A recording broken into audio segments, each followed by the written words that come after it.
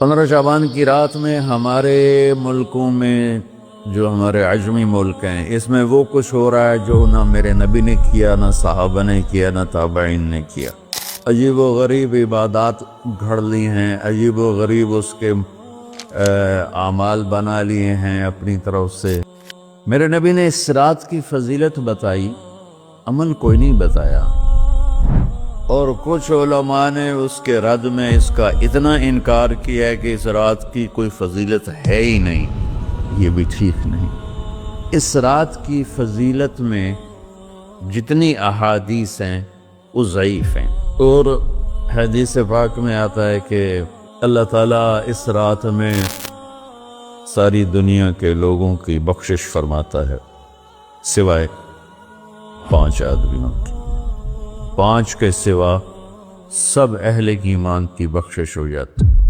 کچھ کرنا چاہتا تھا اور کچھ رمضان کے حوالے سے۔ 15 شعبان کی رات میں ہمارے ملکوں میں جو ہمارے عجمی ملک ہیں اس میں وہ کچھ ہو رہا ہے جو نہ میرے نبی نے کیا، نہ صحابہ نے کیا، نہ تابعین نے کیا۔ عجیب و غریب عبادات گھڑ لی ہیں، عجیب و غریب اس کے اعمال بنا لیے ہیں اپنی طرف سے، اور مسجدیں بھری ہوتی ہیں اور روشنیاں لگی ہوتی ہیں اور آتش بازی ہو رہی ہوتی ہے۔ میرے نبی نے اس رات کی فضیلت بتائی، عمل کوئی نہیں بتایا۔ جیسے یہاں کوئی صلاۃ تسبیح کی جماعت کرا رہے ہوتے ہیں، کوئی اجتماعی تہجد پڑھ رہے ہوتے ہیں، کوئی دیگیں چڑھا رہے ہوتے ہیں، کوئی آتش بازی کر رہے ہوتے ہیں، تو وہ اس میں اتنا غلو ہو گیا ہے کہ یہ بھی ٹھیک نہیں۔ اور کچھ علماء نے اس کے رد میں اس کا اتنا انکار کیا ہے کہ اس رات کی کوئی فضیلت ہے ہی نہیں۔ یہ بھی ٹھیک نہیں۔ اس نیچ کا راستہ۔ اس رات کی فضیلت میں جتنی احادیث ہیں وہ ضعیف ہیں، لیکن اتنی کثرت سے ہیں کہ ان سب کا مل کر جمع ہو کر کم از کم وہ حسن لغیر ہی تک تو پہنچ جاتی ہیں۔ اور ابن عثیمین رحمۃ اللہ علیہ نے بھی یہ لکھا ہے کہ زیادہ سے زیادہ ان احادیث کے مجموعے سے، چونکہ اگرچہ ضعیف ہیں لیکن کافی زیادہ ہیں، تو وہ حسن لغیر ہی تک پہنچ جاتی۔ تو حسن لغیر ہی سے کوئی عمل ثابت نہیں ہوتا، عمل ثابت ہوتا ہے صحیح حدیث کے سے۔ ایک احادیث کی کثرت سے روایات اور ایک امت کا عمل، کہ امت کا بہت بڑا طبقہ صدیوں سے اس رات کا اہتمام کر رہا ہے، لیکن کچھ عرصہ پہلے تک اہتمام تھا دن میں روزہ رکھنا، رات کو کوئی نوافل پڑھ لینا، کوئی 2 چا زیادہ پڑھ لینا، لیکن اب یہ ڈھول تماشے جو اب شروع ہوا ہے اس کا تو کوئی وجود ہی کوئی نہیں ہے۔ تو اس رات کو اللہ تعالیٰ نے مبارک بنایا، اور حدیث پاک میں آتا ہے کہ اللہ تعالیٰ اس رات میں ساری دنیا کے لوگوں کی بخشش فرماتا ہے سوائے 5 آدمیوں کی۔ 5 کے سوا سب اہل ایمان کی بخشش ہو جاتی۔ مشرک، المشرک پہلا مشرک، دوسرا مشاحن۔ مشاحن کیسے کہتے ہیں؟ دل میں بغض رکھنے والا، کینہ رکھنے والا۔ تیسرا مسبل ازارہ، اپنے پاجامے شلوار چادر کو ٹخنوں سے نیچے تک لے جانے والا، لیکن ایک شرط کے ساتھ کہ وہ تکبر کی وجہ سے، سستی کی وجہ سے ہے، غفلت کی وجہ سے ہے۔ چونکہ جب آپ نے ایک مرتبہ اس کے بارے میں بات کی تو حضرت ابوبکر صدیق نے کہا یا رسول اللہ، میری چادر، عرب چادر باندھتے تھے جیسے ہمارے پنجاب کا لباس چادر تھا، اب وہ کم ہو گئے۔ ہماری تو بزرگ عورتیں بھی اور مرد بھی سب چادر باندھتے تھے، شلوار تو کسی کو پتہ ہی نہیں ہوتا تھا ہمارے بچپن میں۔ یہ تو پھر آہستہ آہستہ جب تعلیم آئی تو شلوار دیہاتوں میں بھی اور شہروں میں عام ہو گئی۔ تو اگر وہ اس لیے لٹکا رہا ہے کہ طبیعت میں تکبر ہے، پھر اس وعید کا وہ حقدار ہے۔ اگر ویسے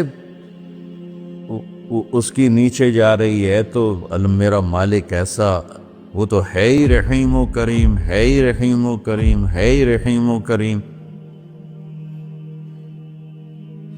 صرف شلوار نیچے لٹکانے سے وہ اتنی شدید سزا دے، اگر اس کے پیچھے تکبر ہے پھر ہے، یہ تکبر نہیں ہے تو انشاءاللہ وہ اس سے محفوظ ہوگا۔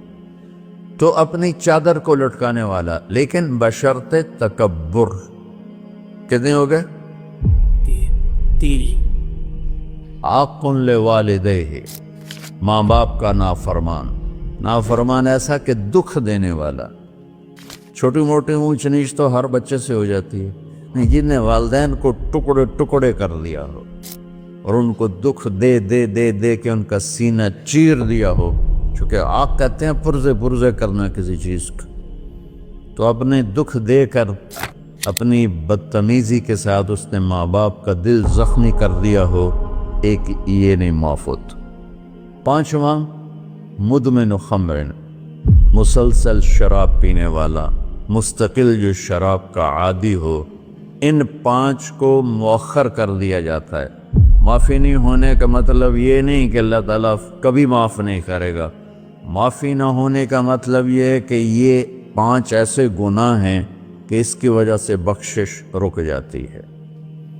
اگر وہ شرک سے نکل آئے، وہ کینہ سے نکل آئے، وہ تکبر سے نکل آئے، وہ والدین کی نافرمانی سے نکل آئے، شراب چھوڑ دے، تو ان کی بھی بخشش ہو جاتی۔ جب کوئی توبہ کرے گا فوراً بخشش ہو جائے گی۔ نہ 15 شعبان کی ضرورت ہے، نہ لیلۃ القدر کی ضرورت ہے، نہ بیت اللہ جانے کے ساتھ توبہ کی شرط ہے۔ جہاں بھی وہ بیٹھ کے توبہ کرے گا، جس لمحے میں کرے گا، اسی وقت اس کی توبہ قبول ہوگی اور اللہ اس کے پچھلے سارے گناہوں کو معاف فرما دے۔ دن کا روزہ، رات کا قیام، زیادہ قیام سے مراد نوافل ہیں، کوئی گھر میں پڑھ لے، کوئی مسجد میں پڑھ لے۔ نوافل، نفلی عبادات گھر میں ہی افضل ہوتی ہیں۔ میرے نبی سنتیں ہمیشہ گھر سے پڑھ کے آتے تھے۔ تہجد اپنے گھر میں پڑھتے تھے، مسجد میں نہیں پڑھتے تھے، سوائے اعتکاف کے آپ اپنے نوافل سنتیں سب گھر میں پڑھتے تھے، اور مسجد میں صرف فرض آ کے ادا فرماتے تھے، اور اس کے بعد بیٹھنا ہوتا تھا تو بیٹھ جاتے تھے، اٹھنا ہوتا تھا تو اٹھ جاتے تھے۔ تو اعتدال اللہ کو ہر چیز میں پسند ہے۔ دنیا جو مختصر ہے اس میں کیسے پسند نہیں ہوگا؟ آخرت جیسے معاملے میں بھی اللہ ہم سے کہہ رہا ہے اعتدال، امتن وسطا۔ ایسے عیسائیوں کی طرح ترک دنیا بھی نہ کرو، یہودیوں کی طرح دنیا کے پیچھے نہ پڑ جاؤ، رزق کے حلال بھی کماؤ، اپنے بچوں کو بھی دیکھو، اپنے فرائض کو بھی دیکھو جو دنیاوی ہیں، اور اللہ سے بھی اپنا معاملہ ٹھیک کرو اور درست کرو۔ بعد کے زمانے میں صحابہ کے بعد سے ہی ایک انتہا پسندی امت میں آئی، ساری رات جاگنا۔ فلاں بزرگ تھے، وہ رسے سے اپنے بالوں کو باندھ لیتے تھے کہ نماز پڑھتے پڑھتے جب نیند آئے اور جھٹکا لگے تو رسے سے بندھے ہوئے بالوں سے اس جھٹکے سے تکلیف ہو اور ان کی آنکھ کھل جائے اور پھر نفلوں میں شروع ہو جائے۔ ایک فلاں بزرگ تھے، وہ اپنے آنکھوں میں نمک کا سرما لگاتے تھے تاکہ آنکھیں جل جائیں، اور اس میں وہ جلن پیدا ہو جائے اور نیند اڑ جائے۔ یہ ایسے واقعات بھرے پڑے ہیں۔ فلاں بزرگ تھے، انہوں نے 30 سال عشاء کے وضو سے فجر کی نماز ادا کی۔ یہ اپنی جگہ پہ بزرگی ہے، لیکن یہ بھائیوں یہ دین ہم پیش نہیں کر سکتے۔ فلاں بزرگ تھے، وہ 30 سال سے ستو کھا رہے تھے کہ روٹی کھانے اور ستو کھانے میں 70 دفعہ سبحان اللہ کا فرق پڑ جاتا ہے، تو روٹی کھائیں تو 70 دفعہ سبحان اللہ کم کہہ سکتے ہیں، اور ستو کھائیں تو 70 دفعہ سبحان اللہ زیادہ کہہ سکتے ہیں۔ تو لہٰذا انہوں نے کہا مجھے تو 30 سال ہو گئے، میں تو ستو کھا رہا ہوں، میں تو روٹی نہیں کھا رہا۔ یہ دین نہیں ہے، یعنی یہ وہ دین نہیں جو ہم انسانیت کو پیش کر سکیں۔ یہ تو لوگوں کو دوڑانے والی بات، یہ رہبانیت کی شکل ہے. یہ وہ دین نہیں جو ہم لوگوں کو پیش کریں گے تو وہ کہیں گے واہ واہ واہ واہ کیا دین ہے بھائی قبول کرو.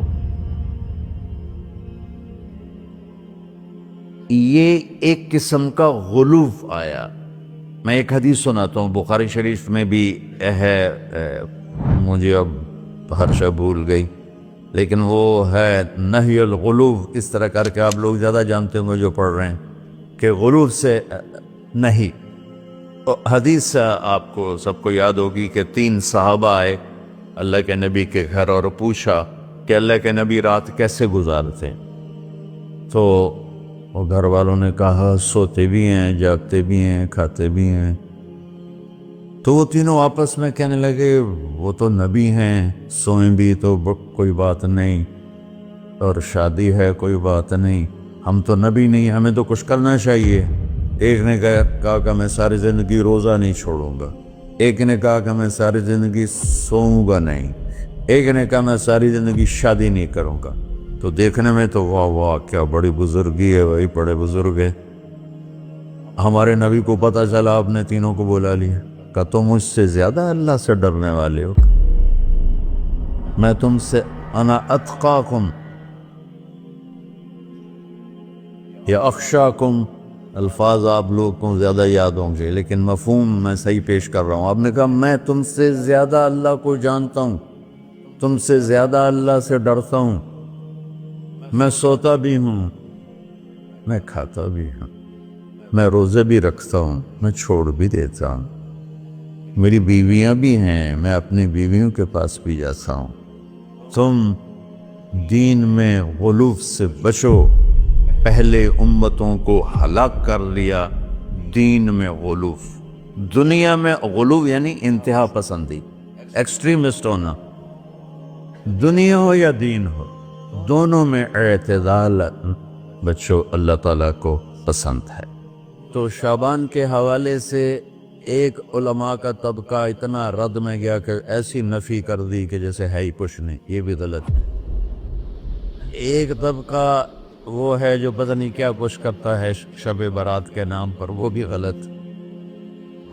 ساری حدیثوں کو ملا کر روزہ اور رات کا قیام، کہ رات کو اٹھ کے کچھ اللہ کو یاد کر. اس آیت میں بعض مفسرین سے غالباً بھول ہوئی. حامیم والکتاب المبین انا انزلناہ فی لیلۃ مبارکۃ انا کنا منذرین فیہا یفرق کل امر حکیم امر من عندنا انا کنا مرسلین. یہ لیلۃ القدر ہے. انا انزلناہ فی لیلۃ مبارکۃ، یہاں دوسرا لیلہ مبارک رات میں ہم نے قرآن کو اتارا. دوسری آیت کو جوڑو، انا انزلناہ فی لیلۃ القدر، ہم نے قرآن کو لیلۃ القدر میں اتارا. تو وہ آیت اس آیت کا ترجمہ کر رہی کہ لیلۃ مبارک سے مراد لیلۃ القدر ہے، 15 شعبان نہیں. لیکن بعض مفسرین جو بڑے لوگ ہیں، لہذا ہم سب کا ادب احترام کرتے ہیں، لیکن رائے کا اختلاف ہو وہیں بڑے علماء میں ہی ہے، تو اسی کو میں آپ کے سامنے نقل کر رہا ہوں، کوئی اپنی رائے نہیں دے رہا ہوں. تو ان سے یہ صاف ہو گیا کہ انہوں نے اس کو 15 شعبان بنا دیا. یہ 15 شعبان کی رات نہیں ہے، یہ لیلۃ القدر ہے، کہ جس میں وہ پورے سال کے احکام اعلان کر دیے جاتے ہیں. وہ شب قدر ہے، اس میں بھی معافی ہوتی ہے، اس میں بھی معافی ہوتی ہے. لیکن شب قدر تو قرآن سے صحیح احادیث سے ثابت ہے، اور شعبان کی رات ضعیف حدیثوں سے ثابت ہے، لیکن کثرت حسن لغیرہ ہی اور امت کا عمل اس میں بہت بڑی گنجائش پیدا کرتا ہے. تو جو بچہ روزہ رکھنا چاہے ضرور رکھے، جو رات کو اٹھنا چاہے ضرور اٹھے، لیکن وہ اتنا نہ اٹھے کہ صبح سبق میں سویا پڑاؤ.